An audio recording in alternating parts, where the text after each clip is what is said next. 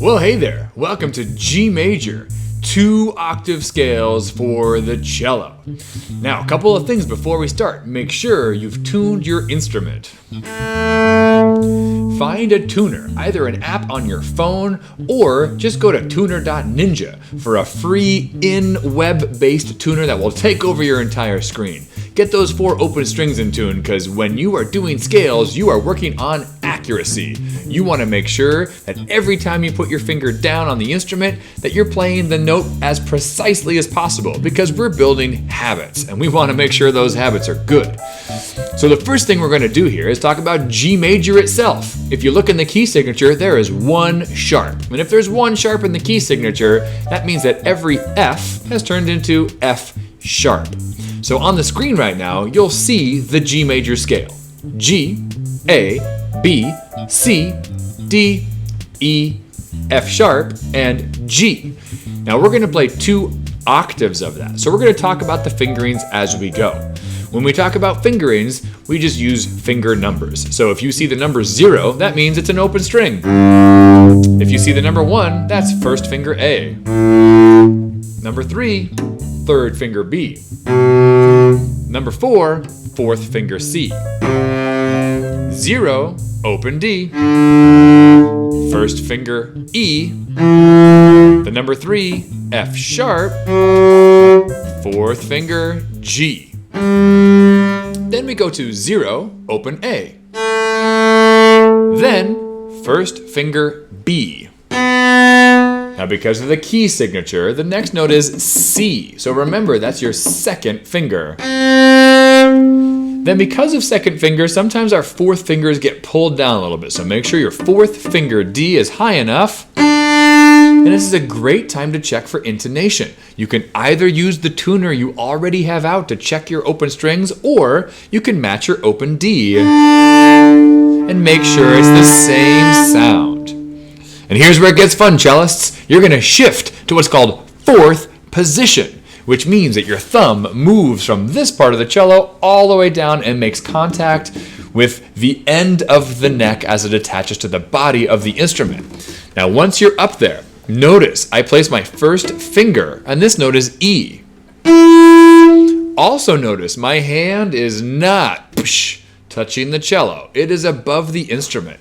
You'll see that I go from 1st position to 4th position, and all that happens is I open my elbow.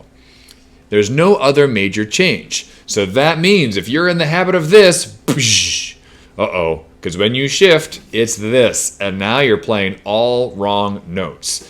Another reason why posture is more important than notes. Make sure that elbow is at a nice 45-degree angle. It's open, that you have space between your shoulder and the neck of the instrument. And when you shift, your wrist stays in line with your knuckles and your elbow. We don't want the wrist to go down. We don't want the wrist to go up. We want a nice line from the elbow to the wrist to the knuckles. So here we go. First finger E. And then if you did second finger, that would be F. Incorrect note for G major, so we put our 3rd finger down for F sharp, and then our pinky, 4th finger G. Now notice, my pinky is round. It is not flat. Nothing has buckled. My knuckles are round because round shapes are strong shapes. When I play on the tips of my fingers, I can pull the cello in to my body and use natural weight as opposed to pinching with my thumb, which is a deal breaker. Once you start squeezing with your thumb, there are so many techniques that you simply cannot do on the instrument. So make sure we're on the tips of our fingers and we're pulling in to the instrument. Okay, you know that organizing your practice is the most efficient way to get better. Therefore, I highly suggest that you turn on a metronome every time you play scales. This way you can see your progress. I've set my metronome to 60 beats per minute, which is the same as a second. And now using that as a baseline, I'm going to play different rhythms. We always start with long notes. Long notes lets our left hand find the center of the note, as well as helps us develop a beautiful sound with the instrument. So here's G major scale, once per note, half notes. Ready, set, G major, and 1, 2.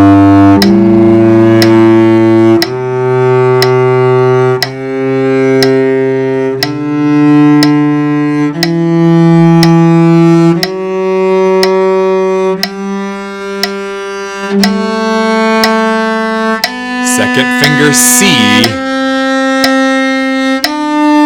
fourth position. Third finger F sharp, fourth finger G. Fourth finger G, third finger F sharp. First finger E, shift. C natural, second finger.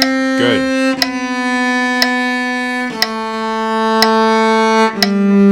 F sharp.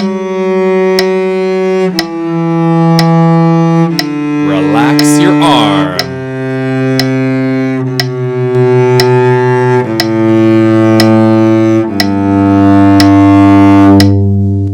Nice job. Now, I firmly believe that we want to make these good habits because the problem is everything you do becomes a habit, whether good or bad. So make sure you're going slowly and you're listening. If you made an error somewhere in that scale, work on just those couple notes, making sure you feel comfortable going from one position to the other, or reminding yourself, C natural, or reminding yourself, bring your arm around so you can be on the tips of your fingers. Now, to keep our left hand slow, but to keep our brain active and to learn different things with our bow arm, now we're going to play twice per note, quarter notes. As you're moving quarter notes, you're still listening for resonance, you're still listening for the cello to ring and to be in tune. Ready? G major, 2 octaves, twice per note. Ready? And...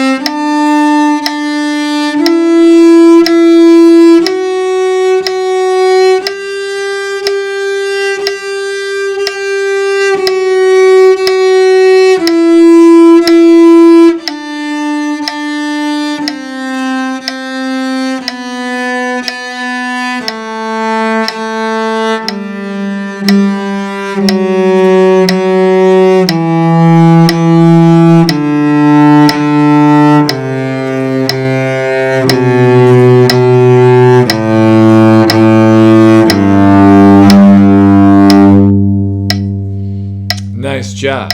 Make sure your instrument is ringing and that you are balanced in your posture. Arms are in angles that are not too high or too low. You'll notice as I go from my lowest string to my highest string that my shoulder stays the same height, whether I'm playing G, D, or A. All that raises is my elbow, but you'll notice my hand stays in the same position. Make sure, cellists, we don't go A string and raise our shoulder. One of those great things to remind yourself of. Last reminder, did you notice I was not doing vibrato? That's because I was practicing intonation while doing my scale, making sure my fingers were totally precise. All right, well, you can hear the metronome still going. Let's do 2 more variations. One will keep our left hand slow. We're now going to play 4 times per note, 8th notes. Ready? 3 and 4 and...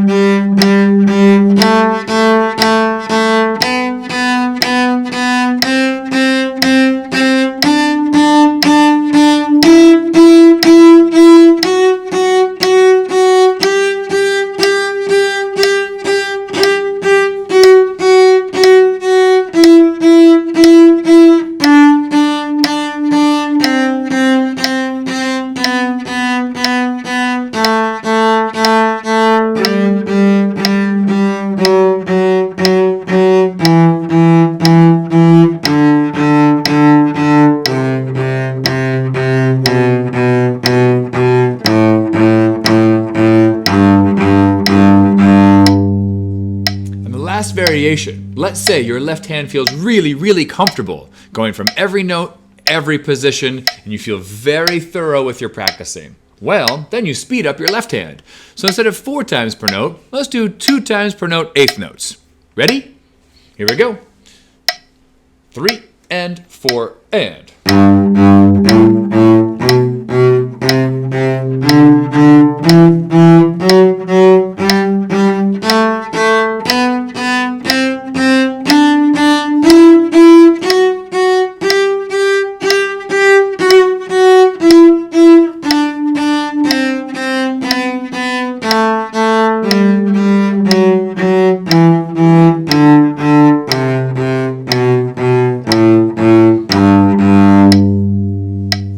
job. Of course, as you're doing all these exercises, you can make them more and more challenging. Playing once per note, playing 16th notes, adding slurs. There are many variations. The point of this particular video is just to make sure you know where the notes are for the G major scale and to give you an idea of how to organize your practice as you're navigating the instrument. Remember, it's not worth your time to practice the scale incorrectly. You want to make sure you're focused and mentally ready for really listening to every note. Is it in tune? For really paying attention to every element of your posture, because posture, it's more important than notes. And every time you practice, you're developing a habit, so you might as well develop good ones. All right, nice job. And remember, if you practice every day, by the end of the year, you'll be taller.